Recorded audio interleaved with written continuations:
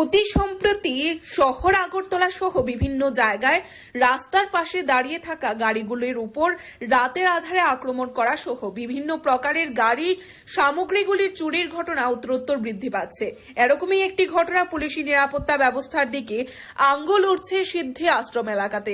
ঘটনার বিবরণে জানা যায়, গতকাল রাতের কোনো একটা সময় সিদ্ধি আশ্রমের চৌমুহনী এলাকায় জনৈক বাবুল ঘোষের আল্টো এবং ট্রাক গাড়ি অন্যান্য দিনের মতো দাঁড়িয়ে থাকলেও কে বা কারা আক্রমণ সংঘটিত করে গাড়ির গ্লাস ভেঙে দিয়ে ট্রাক গাড়ির ব্যাটারি চুরি করে নিয়ে যায়।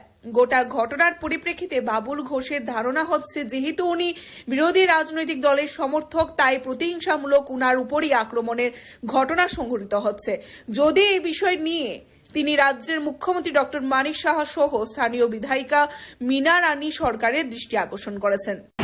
আমি এলাকার বিধায়িকা মহাশয়ের নিকট এবং রাজ্যের মুখ্যমন্ত্রীর কাছে করজোড়ে আপিল করছি যে এইসব সন্ত্রাস যাতে বদ্ধ করতে যাতে তিনি কোনো কড়া পদক্ষেপ নেন।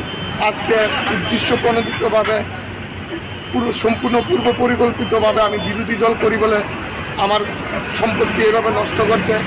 এলাকাতে খুঁজে খুঁজে আমার গাড়িগুলি যেখানে রাখি ওরা খুঁজে খুঁজে এভাবে ভাঙচুর করছে।